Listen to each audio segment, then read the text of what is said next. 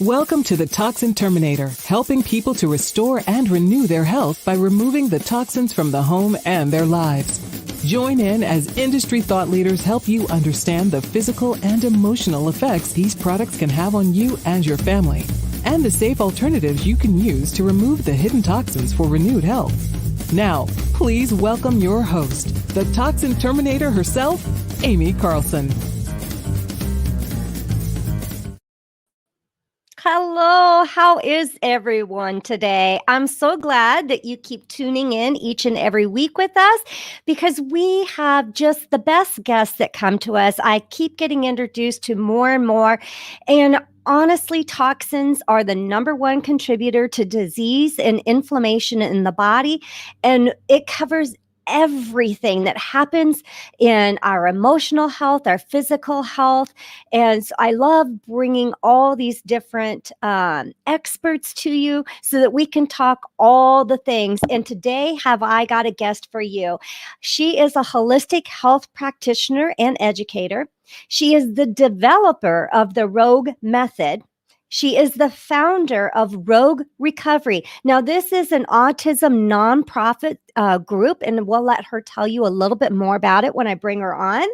Also, she is the creator of the Rogue Map Wellness Education Program. Let me tell you, I know that our worlds are so aligned in how we believe. She is on a mission to educate and empower all people to confidently take responsibility for their health and the health of their family. And my guest is none other than Tyler Lewis. Tyler, I'm so glad to have you join us today. Oh my gosh. Thank you, Amy. I'm so excited to be here. I've been following your work and I really think that we're going to have a great conversation today. Of course, we always have good conversations. Now, listen, I love in your bio that you say that your mission is to educate and empower for people to take responsibility. I couldn't agree more. And I think that's a hard pill for some people to swallow, don't you? I do. Yeah. But we say it anyway. Yeah. I really think that, part of that, we're in a new energy now as we're moving towards really building like a safer world for ourselves and for our children. And part of that is to recognize that there's so many things out in the external world that we may not as an individual have control over, Right. But we always have autonomy right here. We always have the power and control right here. And so focusing on that gives us really our empowerment back. Oh, absolutely. I always say that we're the gatekeepers, and especially us as women. I think it really falls on our shoulders to be the gatekeepers of our home. It's up to us. What are we going to allow in, not just physically, but mentally as well? Oh my gosh. I couldn't agree more with you on that. I think that we have to look at the physical and the emotional bodies and how they're being affected, which is why I love what you say in your intro, because, that's us being the gatekeepers controls how we are as an entire sovereign being with a soul inside of this body. So having control over both of that is really going to give us the key to health. Absolutely. So your key focus, as I researched you before you came on the podcast, really is surrounding autism. That was kind of your catalyst into getting into what you're doing today. And I know everyone I deal with in this industry, they've got a story behind, why this topic for you? Yeah, I mean, my hope is that people are coming into this arena of health and wellness with a story, because then they're really the most compassionate and helpful people that I've come across. And my story is no different. My son, Donovan, is 14. And when he was 3 years old, we got a diagnosis of severe autism. And This is a child that started out his life as completely neurotypical, wasn't missing any milestones. And right around 22 months, something changed. He lost all of his speech. He lost his eye contact. He really went into like a lot of symptomatic behaviors of autism, but it was really overnight. And for me, that sparked a curiosity as to how a child could be developing typically and then lose, or as we call, regress into autism. And that started my investigation into health and wellness. Okay, well, let's table this for just a moment because um, uh, did you find out? Well, let me ask, did you find out what the cause was? I feel like I definitely have peace in my heart around what's going on with Okay. my child specifically. And, Mhm. for us, like I believe that Donovan's autism is iatrogenic, which means that there was an intervention that occurred and he had a toxic assault to his body that he, in particularly, due to some epigenetic variances in his makeup, did not allow for him to detoxify effectively. And so what happened was he had a brain injury. Right. And that's our story. And I've got a lot of patients in my practice that have a different story, but Right. regardless, we have a massive issue with environmental toxicity that's changing the landscape of our children. So let's talk about, because that's one thing we were discussing before we went live on air is I think back as with many chronic diseases, and would autism be considered a chronic disease? Absolutely. Okay, I just want to make sure I'm not speaking out of line here. But as with many chronic diseases, I think back to when I was a child, and I'm 55, so I've got a few years, I believe, on you. You do not look to be anywhere near my age, um, but I think back when I was a child, and I don't remember knowing anyone who was diagnosed or appeared to be on the spectrum, or even that I knew the word spectrum, Yeah. back then. And today you can't hardly go and have a conversation that it's not brought up. Oh, I love that you mentioned this. I'm 39 years old, so I'm one generation behind you. And I also did not go to school at all with anyone with autism. I didn't even hear the word until I was in undergraduate at 20 years old. Mhm. And so it's really interesting that there's like this explosion in the rates of autism. And the CDC will tell us that we've got, I believe it's now 1 in 36 children that the CDC recognizes is on the autism spectrum. But here's an interesting tidbit of information. The CDC only calculates children in a specific age bracket. So that data only reflects children 8 years and over. They have not counted the children 2 to 7 years old. If they did, we are looking at essentially, Dr. Senif ran these numbers, and it's like 1 in 13 children in America today is now on the spectrum. If we counted the children that are between 2 and 7 and added that to the children 8 and over. Right. Do we want to get controversial here on this podcast today? I mean, it's kind of my middle name in this community. Let's roll. Okay, let's roll with it, shall we? Sorry, I keep losing my earbud. 1 in 13. Yeah, Would you say this is more of a pandemic than what we've been dealing with over the last months? absolutely. Would you say obesity is more of a pandemic? Would you say autoimmune diseases are more of a pandemic? But where's the outrage? Yes, I would say all of those things are absolutely the true pandemic. If we were to look at any one of those things, there should be outrage by our CDC and our FDA, and yet there is absolute crickets. Those things in isolation kill more people every year. Combine them, including autism, because a lot of people do not realize the average lifespan of a person with autism is 36 years old. We will lose them younger than any other health demographic. And we have children every single year that spikes in the summertime that will get out of their homes, find bodies of water, and never come home again. So all of these things have a risk of fatality, but yet the conversation's not occurring. And that's a disservice to all of the communities of people that are affected by any health condition. That's scary data, Tyler. That's really scary. I got into this realm because at the time when I was learning about what was going on with my body and finding out about toxic environment that I was exposed to, there wasn't a lot of voices around it. And I was livid with the fact that we have products being sold to us that we know are not safe. We know they cause damage, and yet there's nothing taking them off the shelves other than for you and me to get out there and scream it from the rooftops. And this is such a tricky thing too, because we're starting to be aware as consumers that we vote with our dollars. So we run out, we start purchasing cleaner, more natural products. And you know what ends up happening? I know you know the answer to this. Then corporations like Procter & Gamble come in, or Johnson & Johnson, and they buy all of our little actually natural organic companies. And a lot of times they purchase that through strong arm tactics. Yeah. And they buy them out. And then a lot of times we as consumers are not even made aware of that. So we continue to buy these products with changed formulations and continued exposure to things that are illegal in many, many other countries that we allow here in the States. Not only are they illegal in many other countries, but even from state to state, there's different labeling that happens on our products from state to state within the United States. I teach my audience and my clients, the front of the package is marketing. Ignore it. Don't even pay any attention to it. We want to turn that around and start reading the ingredients.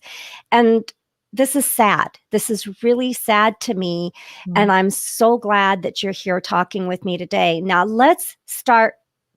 Our numbers are staggering. I want to repeat these numbers again, because I think our audience needs to hear. 1 out of 36 kids are on the spectrum. And that's the CDC data that only test children who are 8 years old and older. Yes. If they would actually study the numbers from 2 years on up, it is more like 1 in 13 children are on the spectrum. Yeah. And the average lifespan of a child on the spectrum is 36 years old. Or is that? Yep, that's correct. And all of that information is available on a really great organizational page called TACA, which is the Autism Community in Action, TACA now.org. They run all of those numbers and they create real conversations around this epidemic. Real. And this is your epidemic. This is your pandemic right here, a real pandemic. And we need to understand that. What is your research telling you are the causes? Why? Why is this happening? Yeah, well, my research is direct patient interaction, because if you go in and you look at the research that's available on things like PubMed and other like JAMA, neurology websites, those papers are being redacted every single day and the data is being buried. So for me, my focus is clinical practice. And what I do is I take a look at what I call the 4 interferences, and I'm looking for these interferences. So I'm looking for a toxic interference, which is most often predominantly an environmental toxin. I'm looking for an emotional interference, a physical interference, and I'm also looking for like a structural interference. So yeah, and those things are, or excuse me, an infectious, like a pathogenic interference. I had already listed structural. So what we're looking for is infections, toxins, structural misalignments, and emotional things that need to be dealt with. Okay. So when I look at those, then I can take a look at what's going on with this child. And now I do family wellness, because all the parents we started to discover are also sick, which is what led me. Yeah. This is what led me into the conversation of like, not just kids. We've really got a whole other prior generation that we didn't recognize. Yes. Right? Amen. So, yeah. So when I look at that, I can tell you there's never, ever been a time when I've pulled an environmental toxin panel on a patient that hasn't come back with something very clinically relevant that I can also tie into symptoms that they're experiencing. What are your top environmental concerns? You've worked with thousands of patients. So what are kind of the top things that you're seeing? That leads me into the 4 primary toxins. Okay. So this is you like the number 4. I do. Well, I do, but it also kind of organically produced itself. So I have to assume there's some kind of like design happening here. So we have mycotoxins, which are those byproduct of dirty buildings that have mold inside of them that spark mold illness. And we've got toxic metals, glyphosate, and endocrine disrupting chemicals. All right, can we discuss each one of these for just a second? So, mold. Most people don't understand that mold can also be found in your food sources, Yes. right? Even things like your condiments.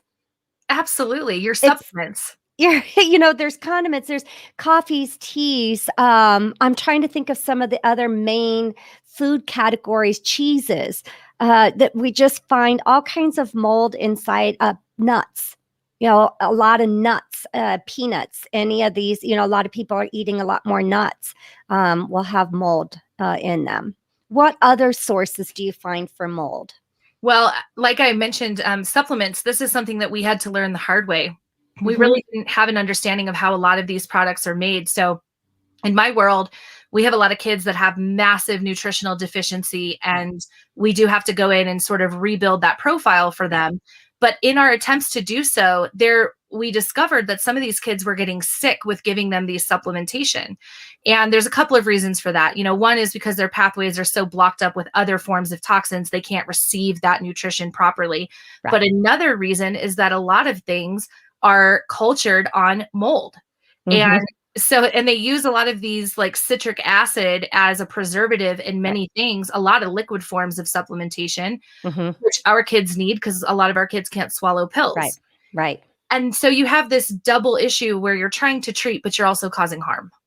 Oh, and for most people, the average person, they're going to have no idea, that this is the case for it.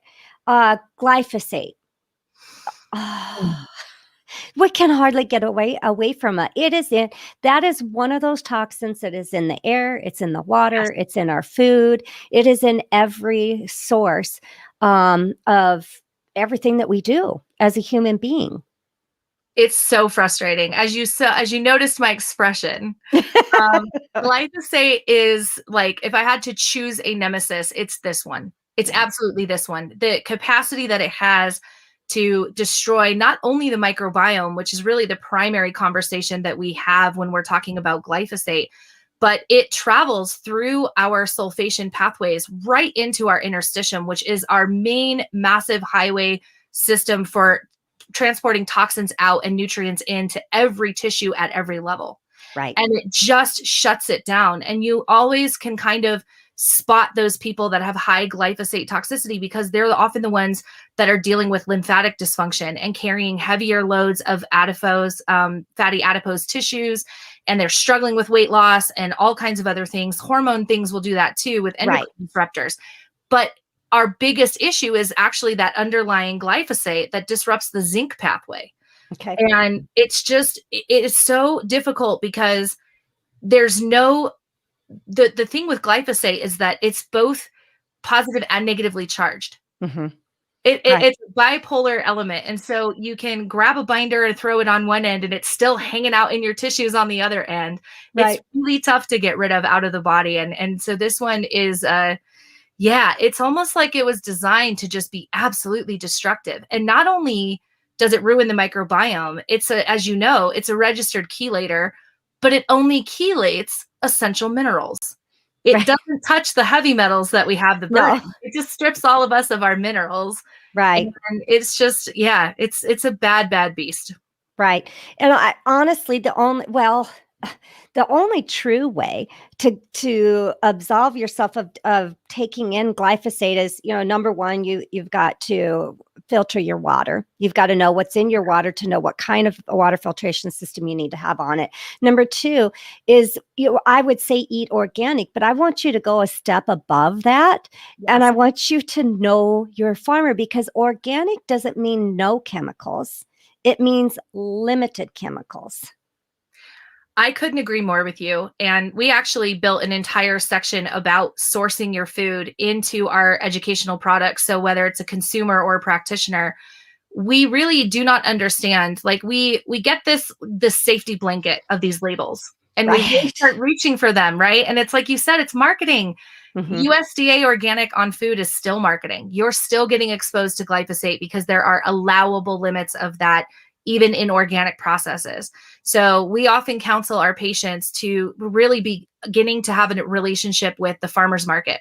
Yes. Start talking to the people that are growing your food. And even better, if you can really get in there and become like an urban homesteader and start growing a lot of your own produce, that's even better because then you can Right. really control what's going on. But, sourcing food is absolutely critical. And it oftentimes can feel like a step too far for people when they're overwhelmed with chronic illness. Right. But there's something so rewarding about making that connection to the person growing your food, having them become sort of a part of your extended family, Mm-hmm. you and your children growing your own food in your house, whether that's a herb box in your window or a full greenhouse in the back. Mm-hmm. You get to reclaim this power of knowing that your food is safe and it's really coming to the table with a nutrient profile that we need for health right now.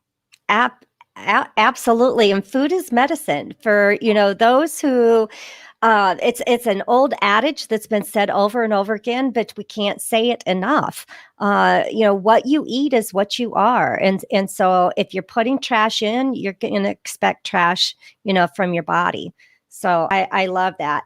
When you talk about toxin, also with autism, I want to touch on vaccines. Are vaccines things that you guys talk about within your clinic? Absolutely. Okay. We have a lot of families that come to us and, my son is vaccine injured, my son Donovan. He's absolutely vaccine injured. I witnessed it firsthand and it altered the course of my career to a drastic 180. And I have patients that know that their child is vaccine injured and have a clinical VAERS report that shows that they are vaccine injured. And I also have patients that have actually never had a vaccine and have autism. So this is where we really need to extend the conversation. Do vaccines cause autism? Yes, of course they do. It was actually on the label of a hexavalent vaccine up until I think it was like 2010. It was a listed side effect. They took it off. They don't talk about it anymore. But there's also a bigger picture. So my concern is that families will become vaccine hesitant.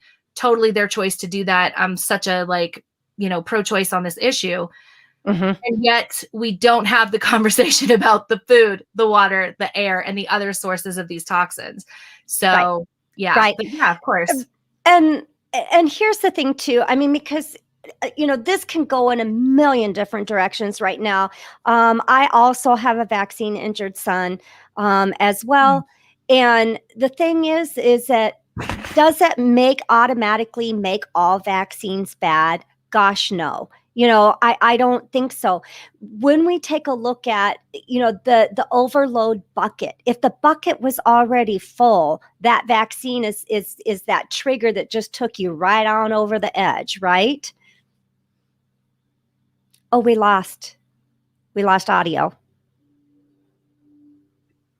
Am I back? Oh, you're back. Oh my gosh, sorry. Slight technical difficulties over here. It's okay. This is why we have to have the conversation about these other interferences because, there's all of these things are working symbiotically together to really shut down our health. If it was any one answer, then, we say it was just heavy metals, we could go in, we could chelate a child and they would recover. And that actually was the case about 25 years ago when people like Dr. Sid Baker, a true pioneer in understanding autism, when he was doing that work and he was chelating and then rebuilding the minerals and B vitamins in the bodies of these children with autism, that was the recovery story. Right. That is not the new autism. The new autism is all of these things combined, all of these situations that are shutting down different systems simultaneously. Right. And I think I would even just venture to say it's the same for all chronic diseases now that we're seeing. Oh, I agree 100%. And this is why I want to have all these kinds of conversations about, all right, we know toxins are leading the cause for all kinds of diseases that are happening. COVID-19 happened because the state of our health is so poor. Yes. And it's not changing unless we change, unless we have the conversations about lifestyle changes. It's not going to change. There is going to be an even worse virus that's going to come through, and our bodies are just not going to be able to handle it. So let's get into talking about, we talk about heavy metals. I want to talk more about the emotional, side of things too, but I think we can address it as we're going through the solutions, because I really like our listeners. I don't want to hammer in on this is bad, this is bad, this is bad. It's like this whole soup, cocktail soup of, it can be overwhelming. And for even the lay person, it can be like, what's the point? What's the use? I love that you said that. This is overwhelming information, and there are definitely many areas where we can look at our health and then we start to get overwhelmed. We get analysis paralysis, and we just shut down and we stop having the conversation. And I agree with you. Where I would start is, one or the other. Start with detoxifying the actual, 4 primary toxins from your inner and outer world, and make that something that you deal with. And for me personally, the next step that we go into is all about releasing the emotional interferences of the emotional body. And I often find that people who avoid the emotional work are the ones that are the most physically toxic. And part of why they avoid the work is because when they begin to allow themselves to feel the emotions of the trauma that they've experienced, like having a child regress into full autism or losing their own health to a chronic condition, the minute we begin to mobilize emotional toxicity, we're also mobilizing physical toxicity. And we become really unwell, and we start to have a detox reaction, and we start to feel like we have the flu, and we get physically sick, and we're dealing with the emotional, situation. So I like to recommend doing that physical detox first and really getting a good baseline for that, so that when you go in and you start dealing with the emotions and confronting the absolutely valid trauma of these experiences, it becomes an easier thing to tackle. Absolutely. So when we talk about, okay, let's deal with the detox, how do we help the body get back to its innate ability of what it's supposed to be able to do in the first place, which is detox? It's made to protect ourselves. Yeah. I really think that, from the physical perspective, it's about avoid and eliminate. Avoid and eliminate is what we teach and practice in our clinic and with all of our educational stuff. And one of the easiest things to do is to begin the avoidance piece, because when you begin doing that and you start filtering your water, you filter your air, you start sourcing your food from different places that have less toxic burden. Instead of taking something away or undergoing a drastic detoxification process, you're just making these subtle shifts that are slowly going to actually start to improve your health. Because remember, we're all mitochondrially impaired at this point. The toxins have taken such a toll on our mitochondria that we're exhausted. That exhaustion that people feel is legitimate. It is very real. Yes, it is. And so shifting those things that are working for you in the background, cleaning up your food, your air, and your water, that's going to make a big impact. And then you can go in and start taking a look at subtle things to actually detoxify the body. I'm a huge fan of anything that activates parasympathetic. Parasympathetic activation is really the key for me in terms of restoring that innate process, because it is the innate process. Right. When we were able to not be in such a state of trauma that we were in constant fight, flight, freeze, or fawn, our bodies had the space and the signaling to perform that detoxification on their own through our existing organs of detox. Right. But through that traumatic experience that our body is perceiving from any one of those 4 interferences, because any one of those triggers that cell danger response into this trauma response that gives the coding or the signal to shut down the cells. And then we can't detoxify anything. Right. And our motility slows down. And so anytime that we can give ourselves a break and go into parasympathetic, this is really where the magic happens. Now, for me, I'm a huge fan of ion foot baths, because if they're done properly, they can absolutely create a parasympathetic response and also boost the rate of excretion through the ionic charges that really help support detox. So I'm a huge fan of those. I also love infrared sauna. Yes. I think that is actually that's actually my personal favorite, because I like to be toasty warm, and I really like the lymphatic benefit that I get from that. Yeah. And also it has a great portion that comes in when you have infections too. Yes. So raising that core body temperature is always going to help if you have chronic infections going on in the body. But even things that are as simple as meditation.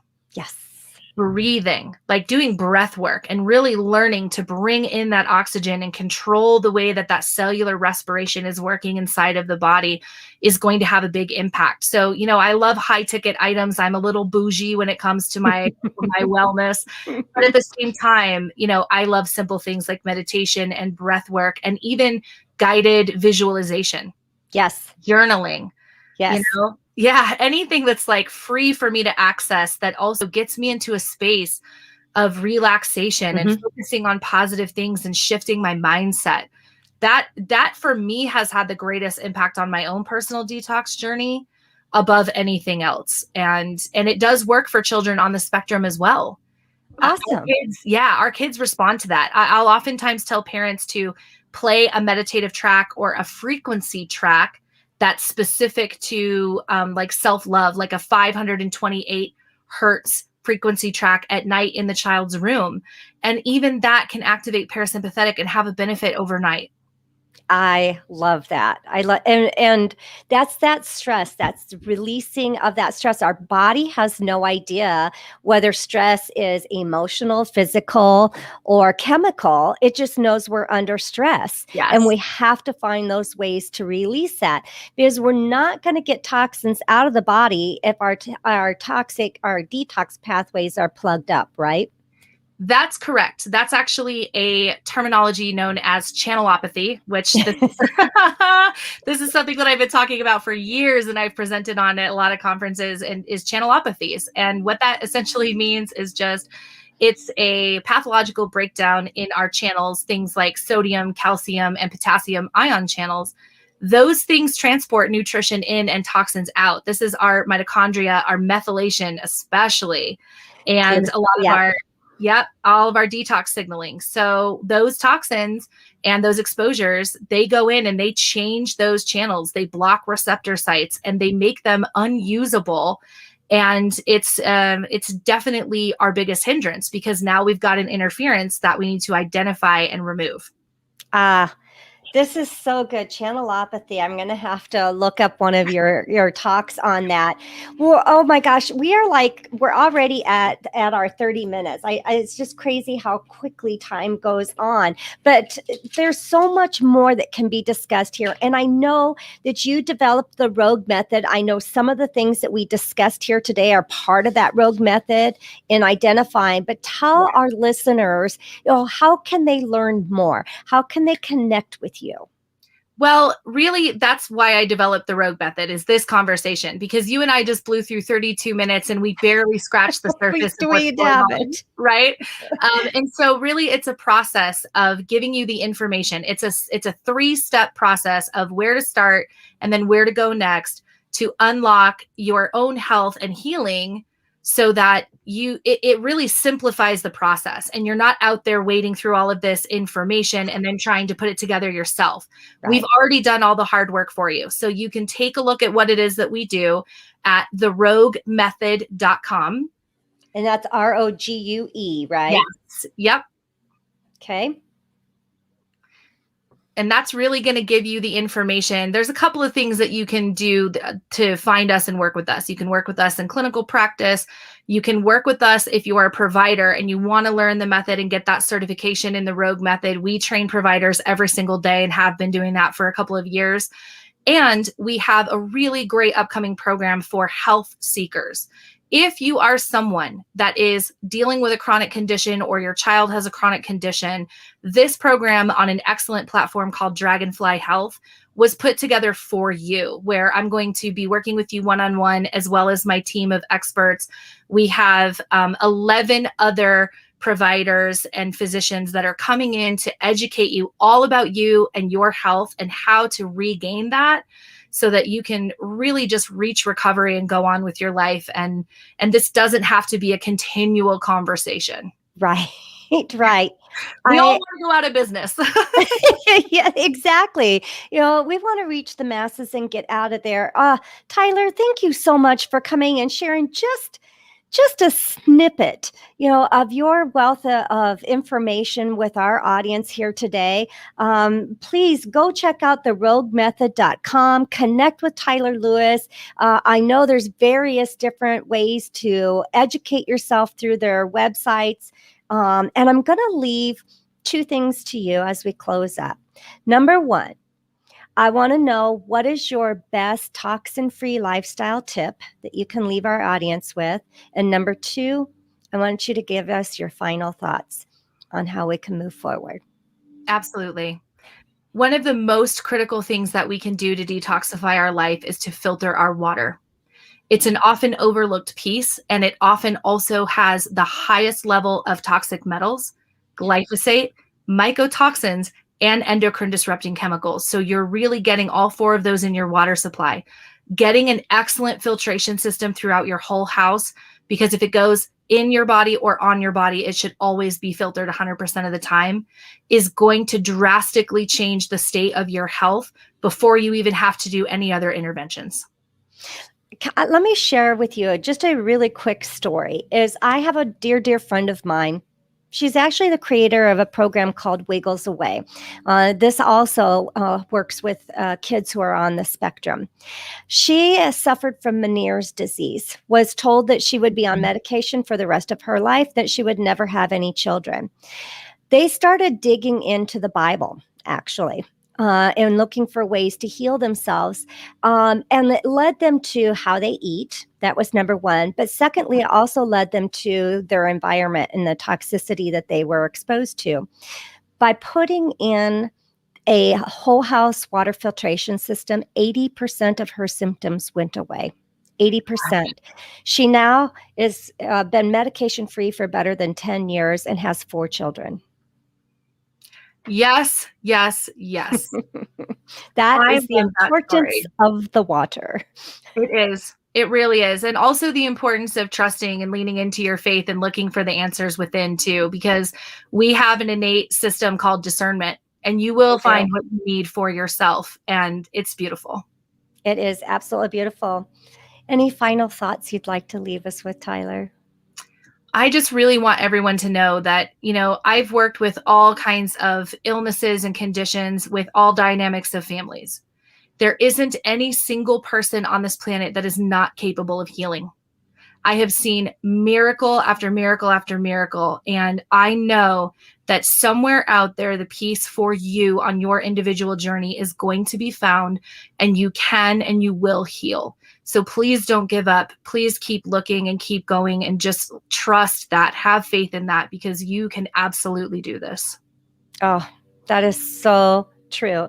Remember, it's theroguemethod.com. Thank you. That's all for this episode of The Toxin Terminator, and we hope we've helped you remove the hidden toxins in your life for renewed health. If you're looking to continue your journey towards full rejuvenation, reach out to Amy directly by visiting amycarlson.com for your own one-on-one chat session, as well as your free toxic risk assessment. That's AIMEEcarlson.com. And remember, you are just one small change away from renewed health.